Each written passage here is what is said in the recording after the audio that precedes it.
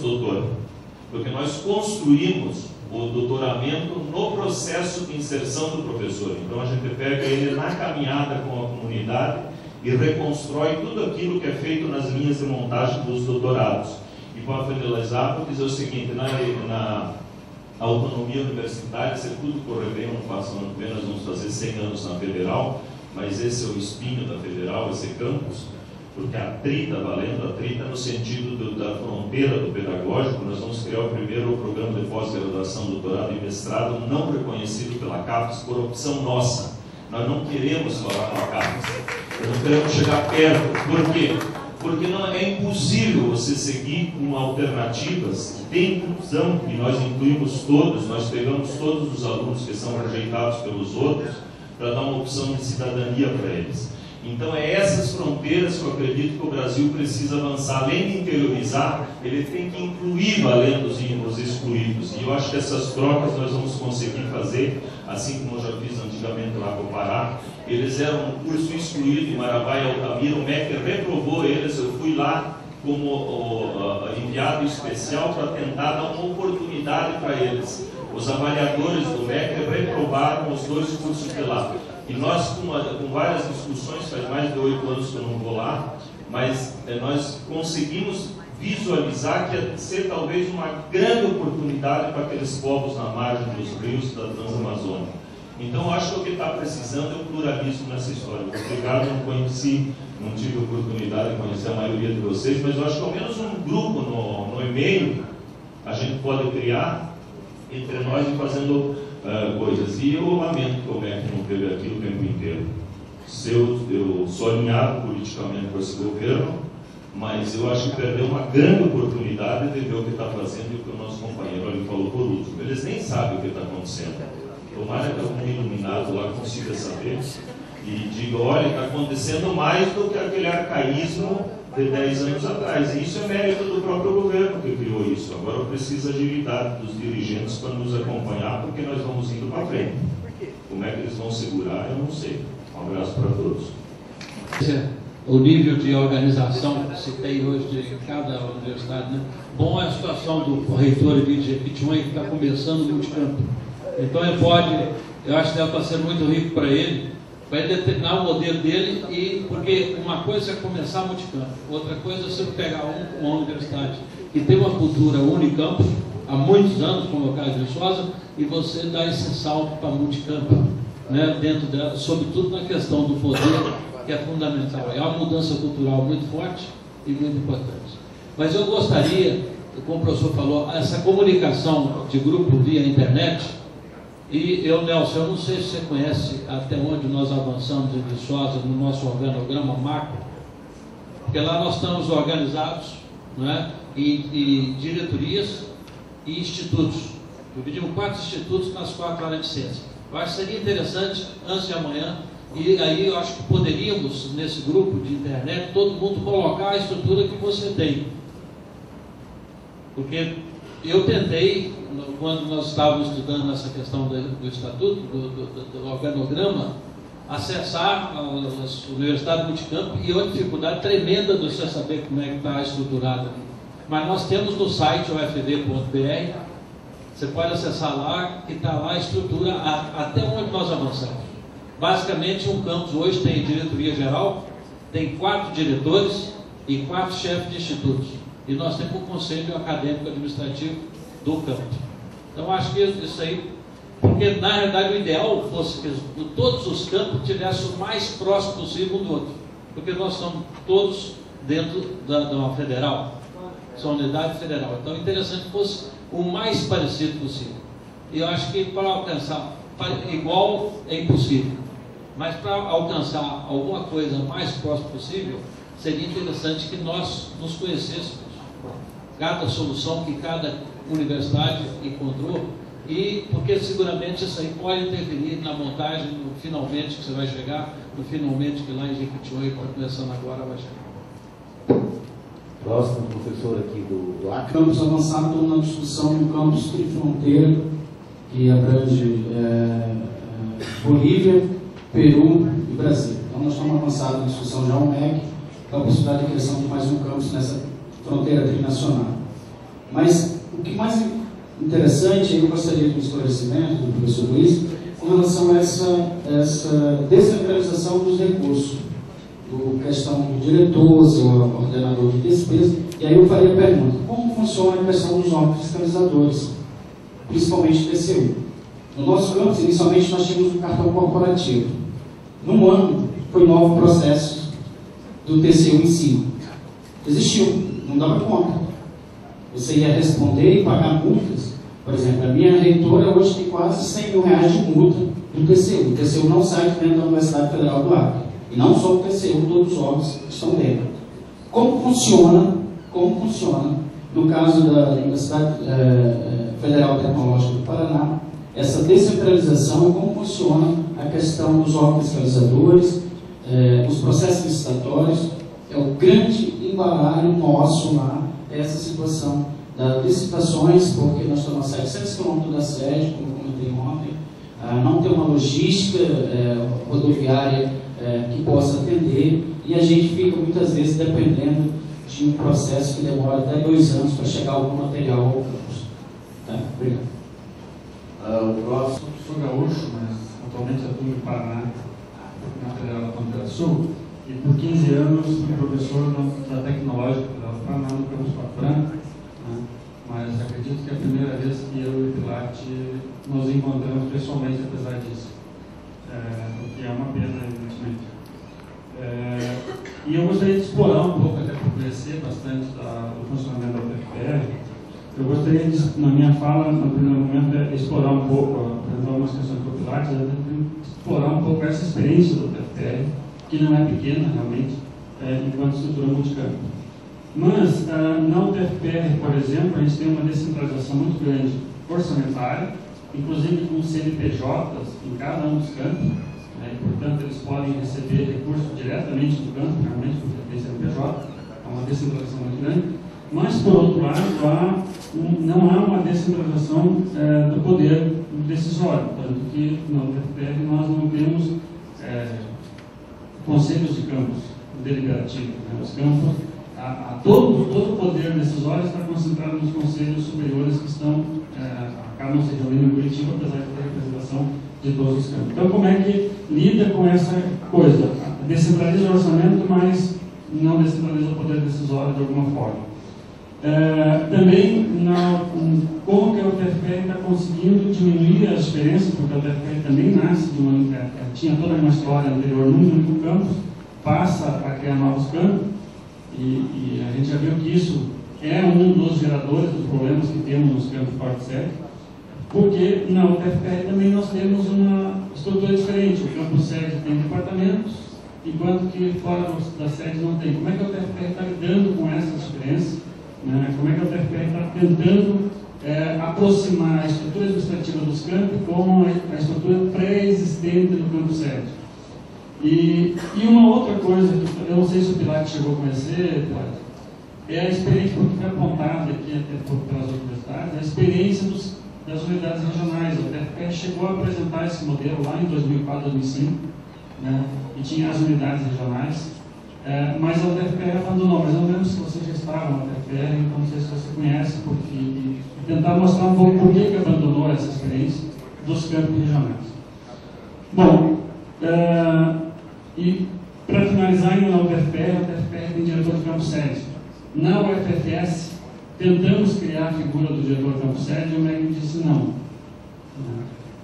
Como é que a UTFPR está vislumbrando isso? Há algum sinal do MEC para a UTFPR de que ela tem que extinguir, porque a justificativa para a UFFS do MEC foi de que o reitor tem que exercer a autonomia universitária em algum campus, né? Por isso não pode ter diretor no campus de sede, porque é ali que o reitor exerce, né? Foi essa a justificativa. Se há algum indicativo para a UTFPR. E para todos nós, a minha preocupação ainda é que, de maneira geral, as nossas falas aqui apontam para a necessidade da universidade ser no campus. Portanto, ela tem que ter autonomia universitária no campus, até para implantar tudo isso que nós temos dito aqui. Só que o decreto 5773 de maio de 2006 é muito claro no parágrafo 1º do artigo 24. A autonomia universitária não se aplica aos campos universitários.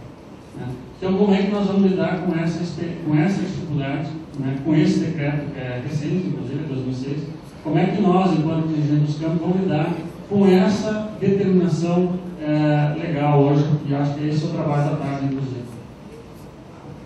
Ok, tem alguém aqui na... Bom, só na mesa, eu tenho algumas questões, perguntas bem diretas ao colega de Solas falou.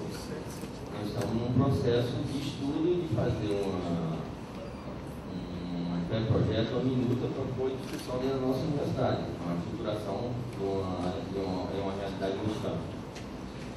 E, então a gente precisa de elementos de diferentes óticas, né, para fazer essa discussão. No caso da Tecnológica do Paraná, algumas questões para nós não ficou claro. Como que o diretor é eleito e indicado? Se eleito, ele é vinculado à chapa, à eleição do reitor ou não? Nas unidades, além do diretor do campus, tem também diretores das unidades acadêmicas, se tem, se eles são reconhecidos da mesma forma pelo MEC, né, que tem CD4, coisa do gênero. O diretor de campus pode ser TA ou necessariamente é docente.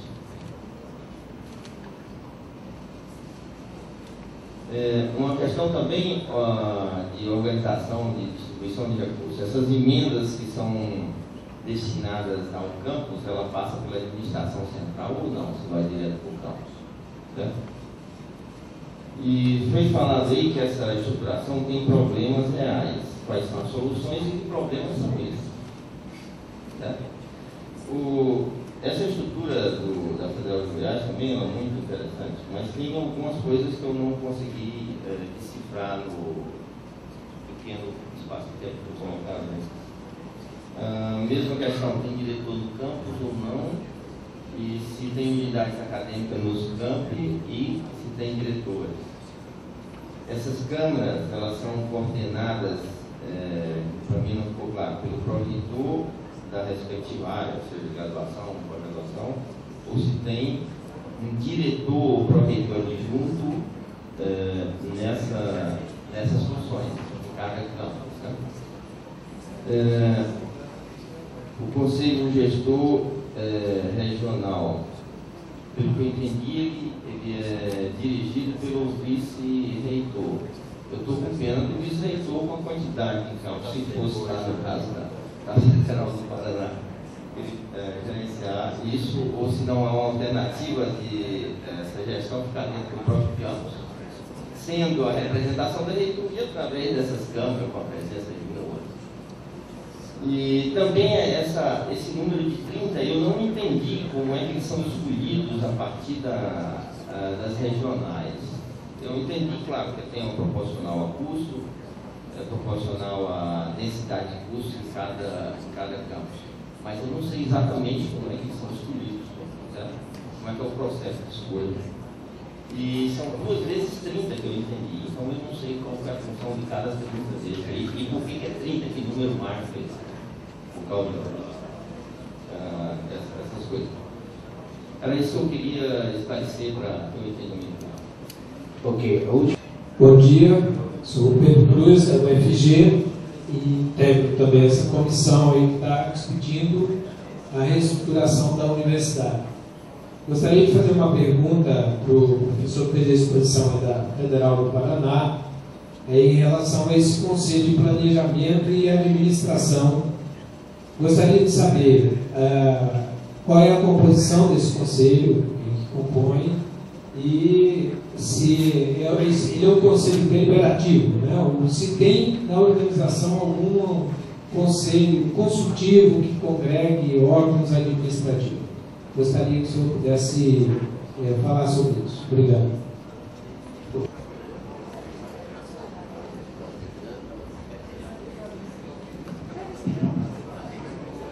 Pronto. Bem, vamos lá, tem 9 perguntas para mim. Vamos tentar, começando pelo companheiro do Acre. Na verdade, existe um sistema único para o TFPE, que está descentralizado e, como falou o nosso companheiro lá do Paraná, a autonomia é muito grande. Agora, a prestação de contas, e nós, tal qual as outras IPs, é feita de uma única vez.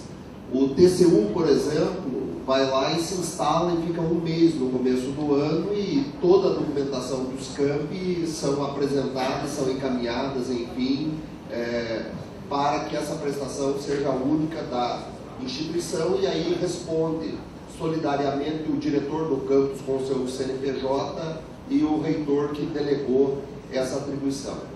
Os campi maiores quase todos têm estrutura para fazer licitação. Isso é uma coisa, foi um avanço, e nós temos um sistema que até nós estarmos com 6 campi, já todos tinham porte, quando vieram os novos campi, um campi antigo apadrinhou um novo. E ele fez esse funcionamento inicial para esse campi novo, até que a estrutura desse campi novo já fosse suficiente para rodar e dar conta disso daí. Então existe essa descentralização orçamentária, o diretor responde solidariamente com o reitor e a prestação de contas é unificada. Daí, avançando, foi perguntado da questão do poder. Aí é uma coisa que efetivamente pega. Eu diria, como diretor, eu entrei como diretor em 2004, eu diria que existe uma estrutura não formal, que eu vou chamar de reitoria, e acho que esse é um dos grandes impulsionadores do modelo funcionar até bem, que é essa estrutura que define efetivamente todas as políticas e todo o andamento da instituição. Então, como eu falei, nós teoricamente temos uma reunião por mês e acaba não sendo, acaba sendo 2 ou 3, e aí tem um desgaste muito grande até para os diretores. Eu, em Ponta Grossa, é fácil, 1 hora de carro está resolvido, mas quem está em Medianeira, enfim, é muito longe. Mas essa estrutura funciona. Nós semanalmente temos reuniões por videoconferência, mais ou menos a cada 15 dias a reitoria se reúne, e criou um certo conflito, inclusive. Na verdade, não é simples o poder. São 12 diretores, são 4 pró-reitores, são 6 ou 7 assessores, o reitor e o vice, e é nesse colegiado que são tomadas as decisões que são encaminhadas para frente, o que garante uma representatividade dos campi. E eu participei de 2 gestões, e era interessante. Na anterior, o campus, vamos chamar sede, apesar de não ter essa conotação, Curitiba tinha um poder muito maior que os outros. Nessa gestão, que é a segunda que eu estou, o que está se percebendo é uma união dos 12 diretores por uma causa mais ou menos comum, mas essa estrutura, que eu não vou chamar de formal, é uma estrutura que toma as decisões e garante a participação dos campi. É uma coisa que eu entendo como positiva, porque se torna um espaço onde os campi são ouvidos efetivamente. Quanto às diferenças, aí nós passamos, eu vivenciei todo esse processo com a transformação da universidade. Nós fizemos um processo estatuíno. Como que foi esse processo estatuíno que, a meu juízo, funcionou bem? Estava mais ou menos evidente que 75% do estatuto ele é pré-definido do ponto de vista legal. E o que foi feito? A Procuradoria Jurídica montou esse esqueleto do estatuto, foi incorporado o que tinha do anterior e foi levado para a comunidade.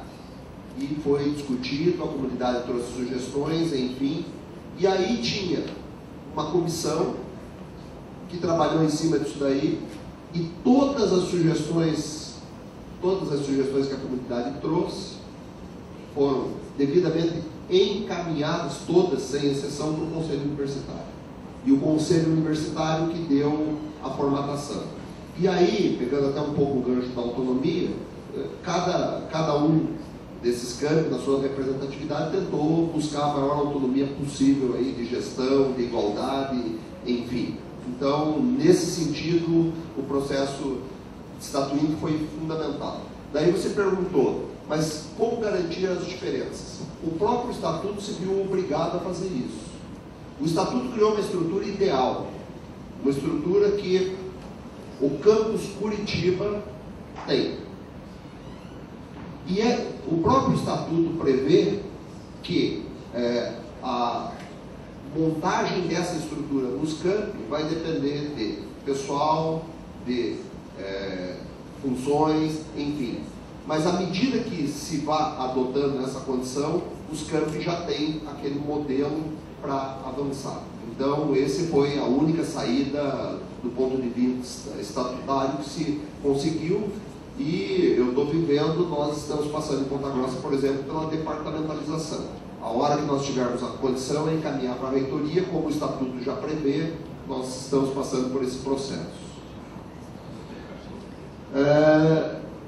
Das unidades regionais, eu confesso que eu não conheço. Em 2004 eu já era diretor. E eu acho que deve ser anterior a isso. Até 2004, de 2004 para frente, eu tenho certeza que essa não foi uma discussão. Quanto ao diretor do campus 7, isso acabou passando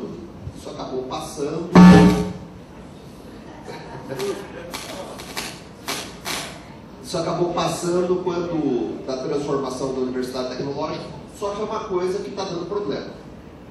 O que está dando problema? Inclusive, isso daí, quer me parecer, vai ser o mote da próxima campanha para reitor. Evidentemente, a comunidade de Curitiba gostou e foi um avanço. Então, se perguntar, hoje começou a aparecer essa questão do próprio MEC cobrar essa não independência da reitoria, só que se retornar, a comunidade vai matar o reitor. Quer dizer, está meio óbvio. Era um anseio, passou a ter o diretor, enfim, agora, está pegando isso daí. E aí acaba acontecendo, em Curitiba particularmente, tem um sombreamento de funções.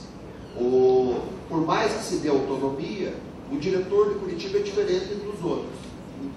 Até na participação da fundação, que o diretor acaba se vinculando, apesar de não ser algo, e o diretor de Curitiba não tem esse mesmo vínculo. Então acaba criando... Agora, não é uma situação simples, existe alguma movimentação no sentido do próprio MEC cobrar essa posição, mas eu não queria ser um reitor que acabaria com o diretor, até porque o campus funcionou, uma coisa que funciona. Passando para as perguntas do reitor, acho que mais ou menos eu dei uma esboçada. Vamos lá. Emendas. São dois tipos de emendas. As de bancada. O diretor é eleito ou indicado? Eu anotei, acho que de ponta cabeça, então vou começar pelo eleição do diretor. O diretor é eleito pela respectiva comunidade, obedecendo exatamente as mesmas regras e proporcionalidade da eleição para diretor. Inclusive agora, para reitor, desculpa. Inclusive nós passamos agora por um processo que os técnicos administrativos fizeram uma pressão muito grande, que a eleição era 70, 20 e 10. E o Conselho Universitário abriu mão de fazer a eleição, delegou para uma comissão fazer uma consulta e daí vai votar. Com a pressão agora que aconteceu, o aluno subiu para 20% e os outros 80% se tornaram os